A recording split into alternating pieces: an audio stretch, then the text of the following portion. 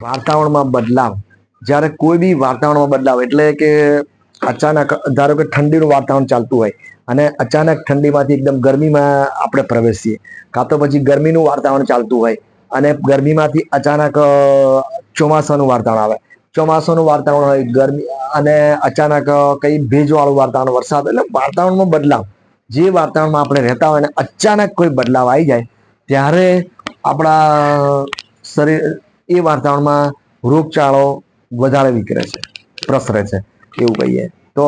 એનું કારણ શું છે કે જ્યારે બી વાતાવરણમાં જ્યારે બદલાવ થતો હોય ત્યારે શરીર શું છે કે આપણું જે શરીર એ વાતાવરણને એડજસ્ટ થવા પ્રયત્ન કરતું હોય, એડજસ્ટ એટલે એ વાતાવરણને અનુરૂપ થવા પ્રયત્ન કરતું હોય.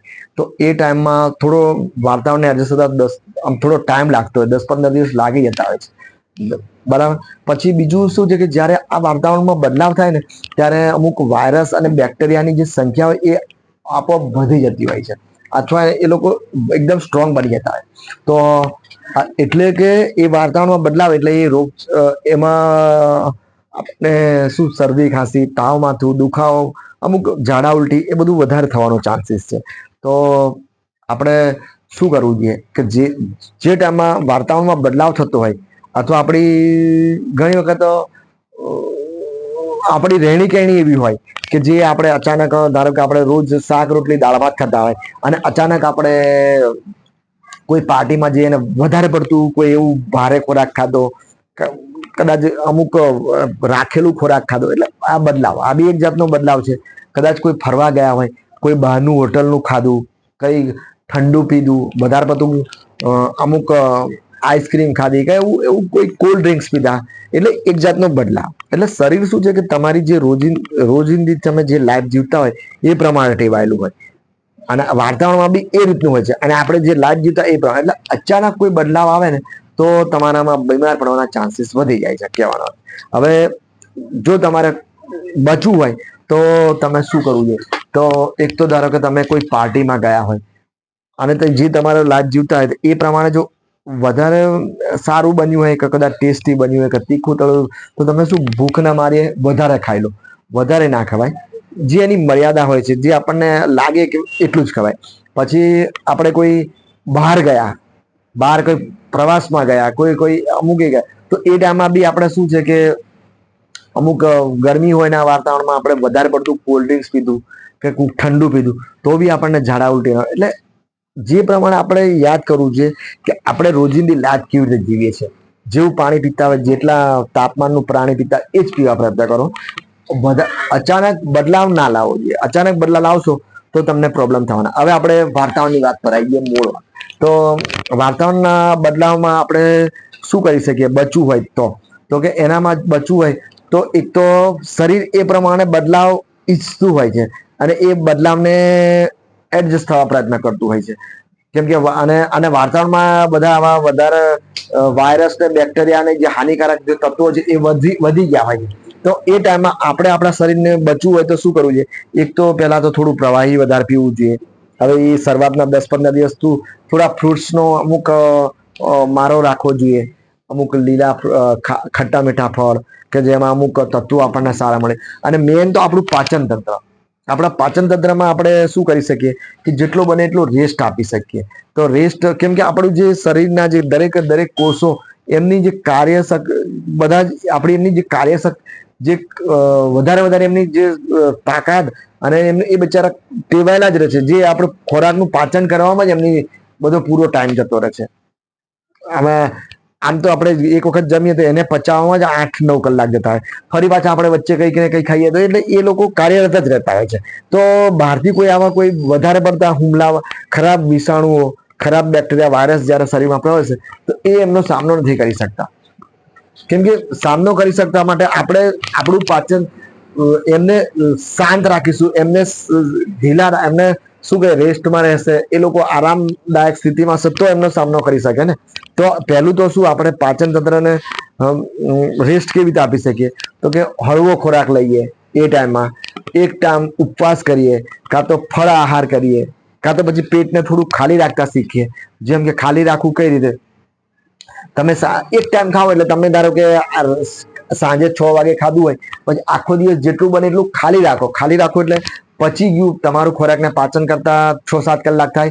સવારથી તમારું પેટ આખો દિવસ ખાલી રાખો તો શું છે કે એ ટાઈમમાં ખાલી રહેલા પેટ ખાલી રહેશે અને કોષો તમારું શું ખરાબ કોઈ અંદર જીવાણુ પ્રવેશ્યા તો નવરા હશે તો એમને નાશ કરી શકે ને, નાશ કરી શકે. નવરા હશે તો કાર્યરત એમ ના કાર્યરત જ રહેશે તો એ શું છે પેલા બહારના જે જીવાણુ પ્રવેશે એમનો નાશ ના કરી શકે. ઘણી વખત તો શું છે કે અંદર એ જીમતો વધતા જ જાય અને આપણું શરીર હારી જાય. તો કહેવાનો અર્થ છે કે થોડું રોગ પ્રતિકારક શક્તિ ક્યારે વધે કે તમે ઉપવાસ કરો તો જ વધે. તો ઉપવાસ ના થાય, આવા જે ચેન્જ ઓફ વેધરમાં તમારે ઉપવાસ જ કરવા પડે.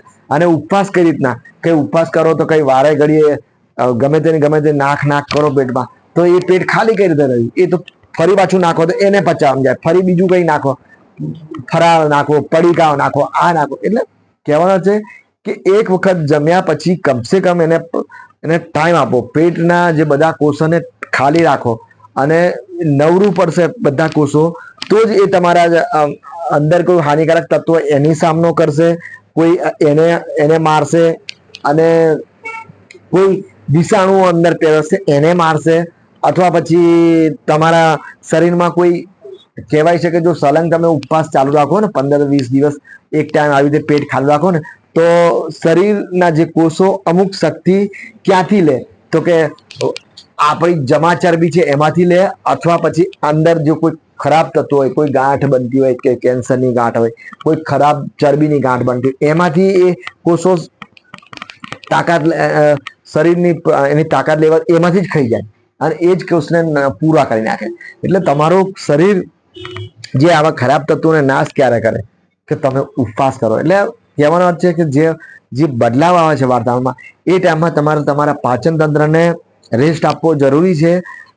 અમુક ફળ આહાર કરવો પડે, અમુક ફળો લેવા પડે, અમુક જેથી વિટામિન સી અને અમુક એન્ટીઓક્સિડન્ટ સારા પ્રમાણમાં રહે અને એ પ્રમાણે તમે 10-15 દિવસ કરો તો તમારી રોગ પ્રતિકારક શક્તિ પણ વધી જાય અને શું તમે આ જે ખરાબ તત્વો તમારા શરીરમાં પ્રવેશે અને જે તમારા શરીરમાં અમુક ટાઈમ પછી જેમ કે ચોમાસામાં ખાસ તમે ધ્યાન નથી આપતા એટલે તમે અમુક ચોમાસા પહેલા અમુક વાતાવરણના બદલાવ પહેલા ઉપવાસ નથી કરતા એટલે શું તમને શરદી ખાંસી તાવ આગળ જતા તમને દાખલ થવું પડે છે અને મોટા ખર્ચામાં પડી જાઓ છો. તો જે વાતાવરણમાં બદલાવ હોય છે એ જ મેન છે અને એમાં શરીર એ પ્રમાણે સેટ થવા પ્રયત્ન કરે છે અને એ ટાઈમમાં આપણે અમુક સાવચેતી નહીં રાખતા એટલે આપણને અમુક લાંબી મોટી બીમારીઓ થાય છે, ચિકનગુનિયા, મેલેરિયા અને બધા ચોમાસામાં મોટા. ઉનાળામાં આપણી ભૂલ ભરી ગઈ વાતો કે આડાધડ આપણે કોઈ ભારે ખોરાક ખાઈ લઈએ છીએ જે બદલાવ આવતો હોય અને પાર્ટીઓમાં જઈએ, કોઈ એવા ફંક્શનમાં જઈએ ત્યારે ઓવર ઇટિંગ કરી નાખીએ છીએ કે જે આપણું રોજિંદુ જે પ્રમાણે જીવન શરીર ટેવાયેલું હોય એ પ્રમાણે નહીં ખાતા અને ડબલ ખોરાકી કરવી છે એટલે પછી પ્રોબ્લેમો થાય છે. તો તીખું તળેલું અને તો આ રીતે વાતાવરણ બદલાવ હોય તો નાની અમથી કાળજી રાખવાથી આપણે મોટા રોગોથી બચી શકીએ છીએ.